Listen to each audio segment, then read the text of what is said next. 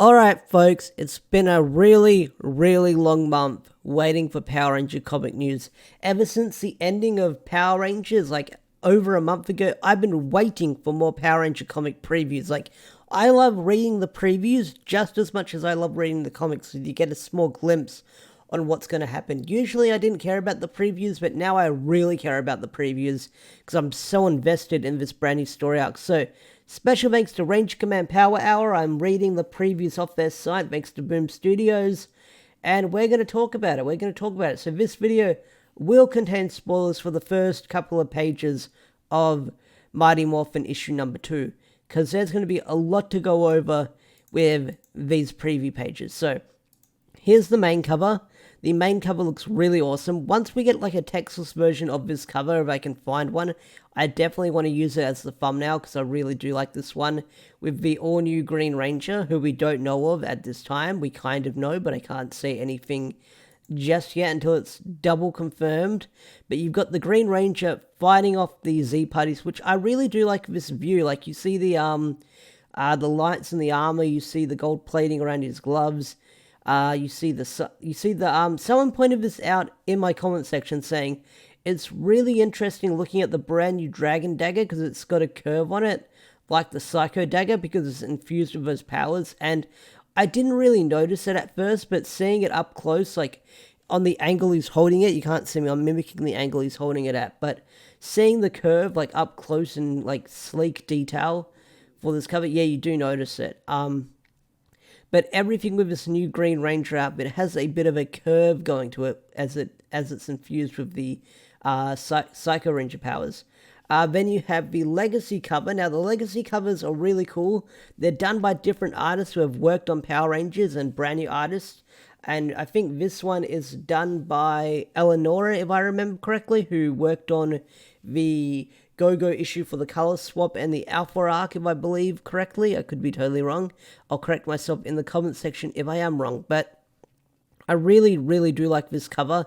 And the Legacy numbering, so if you want to have like the comic still called Mighty Morphin, you can collect these variants where they still have the original numbering. So now, we're about to jump into spoilers for Mighty Morphin issue number 2. So if you don't want to get spoiled, click away right now. Once again, special thanks to Ranger Command Power Hour and Boom Studios for having this preview up on their page. Let's talk about Mighty Morphin number 2. Okay. So, I did it. This is totally not my second take, everyone. Shush. I'm fixing things. Alright, so Eltar, over 10,000 years ago, we live in troubling times, Eltar. Fear and distress grip our cities on unease hearts of every citizen. And look, it's the Blue Man group. We have Bearded Blue Man, we have Goatee Blue Man, we have... Wait, I can't look at them properly because they've got this really cool effect going on. But you see the wise sages of Eltar, and you see Zofram talking with the Supreme Guardians, I believe they're called. It says, rise to this Eltar Supreme Guardians. Oh no, they call him that. I don't know what we'll call these guys. They're called the Elders, so the Elders of Eltar. Lots of E's. So, he's talking with the Guardians of Eltar. He's got these really cool scars on his face, which is really interesting. So, he says he's got a request, and he wants to extend the forces beyond this galaxy in the deepest reaches of the universes.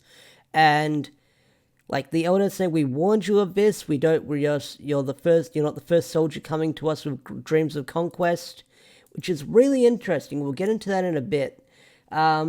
And he says this isn't about conquest, it's about survival, because there's plenty of people who need our help and stuff like that. And they say, we are not gods. We don't want to interfere with the evolution of other worlds. So, this is where he says, sadly, Dark Spectre does not share your sentiment.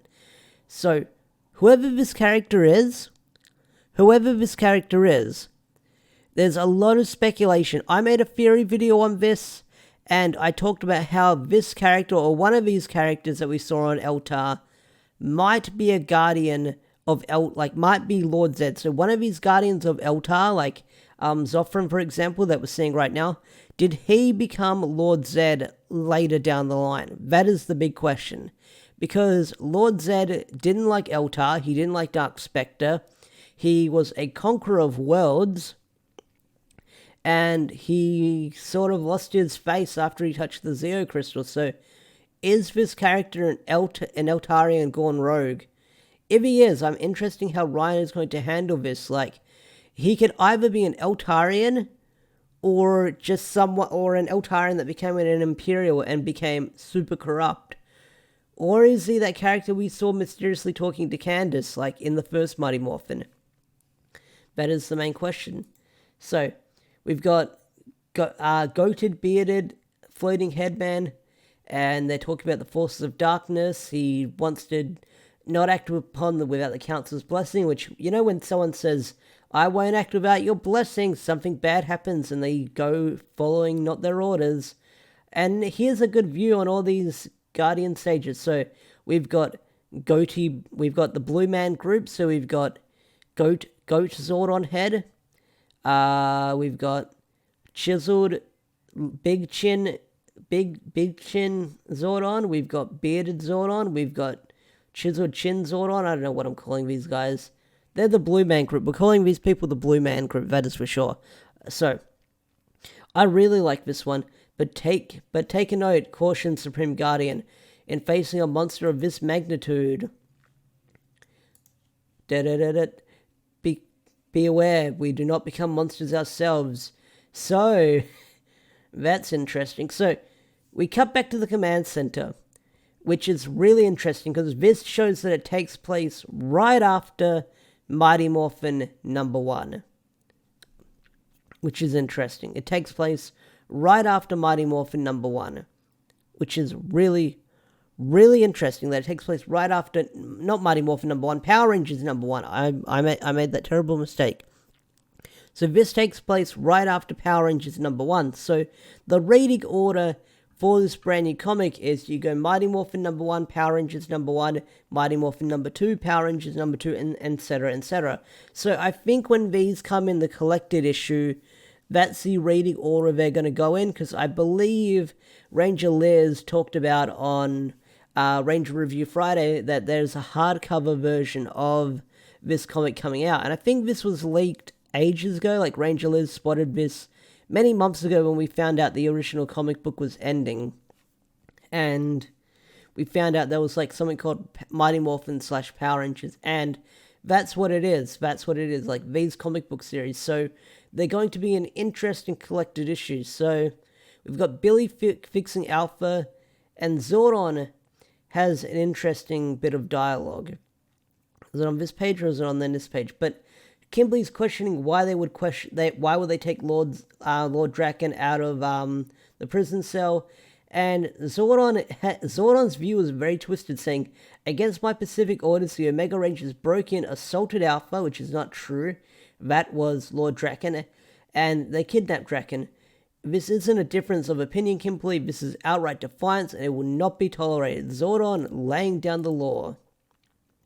So Billy says he's going to need a few more hours to fix Alpha, but he'll be fine. And Zordon thanks Billy, although Billy's the one that, sort of is lying to Zordon right now, the brand new Green Ranger. And I'm curious when that lie is going to come in fruition, where Billy's the one that helped Grace. And the bond of trust will be broken between Billy and Zordon. So that's going to come crashing down in, a couple of issues, I'm guessing, where Zordon and Billy, they've been buddy-bud, they've been best buds, they've been complimenting each other. Billy's been there for Zordon, but he's also got that lie on his shoulder. So this is where Zordon says something interesting. When that's complete, I need you to make some modifications to the long-range communication array. I want to replace the emergency beacon with an outgoing message.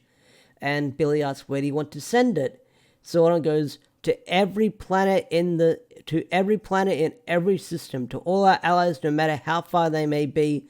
If they encounter the Omega Rangers, they must be taken into custody by any means necessary. They should be considered extremely dangerous and a threat to the unknown universe, and I want Draken back and locked away. When that happens, I'll take away the powers of the Omega Rangers myself. Zordon is pissed. So, Zordon just declared war on the Omega Rangers. holy crap. Holy crap, like I made 2 theory videos after Mighty Morphin and Power Rangers saying Power Rangers Civil War and is someone from Eltar is someone from Eltar Lord Zed? I think one of those theories are coming true, or both of those theories are coming true. And if I manage to predict both of them, I'm really shocked because I never get something like that right. And like Zordon is declaring war on the Omega Rangers, saying to all our allies in every planet system. So does that mean everyone has speculated this as well? Are we going to see Rangers from Sentai teams we never saw if he's declaring war on the Omega Rangers to people across space? Because if he is doing that, that's something that's very interesting, and I can't wait to see how he handles it. Because if we see other Ranger teams out in space, or just like weird allies that Zordon has, I'm curious to see what we'll see, because if he's putting out the universal beacon to everyone out there, who's going to get the message? Is it going to be Andros? Is it going to be characters we've never seen before?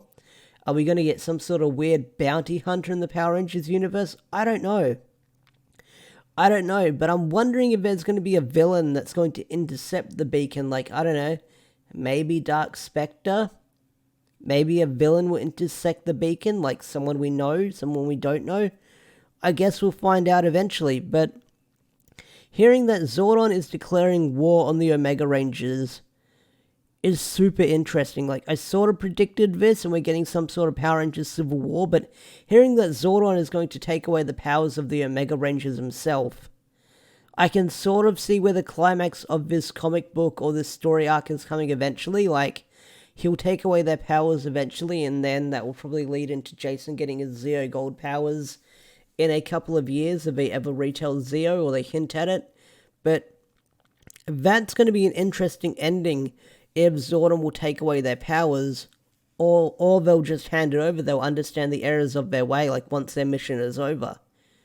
Like, that's a lot of questions right now, and I don't want to speculate too much because I want to do it for the review, but yeah, Zordon just declared war on the Omega Rangers, and I don't know what to say about that, but I want to hear your guys' thoughts. What are your guys' thoughts on these preview pages, these spoiler pages? What do you think of Zordon declaring war on the Omega Rangers? What do you think of the Blue Man group? Do you think that Zolfram or Zolfim, whatever his name is going to become Lord Zed or the Imperials?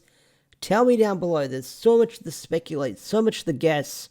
And I guess we'll get some answers and some more answers when the full issue drops on Wednesday, on Comic Book Day. So with that said, I'm going to wrap this video up. Thank you so much for watching. If you enjoyed this video, hit that like button and subscribe to the channel if you're new, and I'll see you guys around. Peace out, take care, all that good stuff. Bye!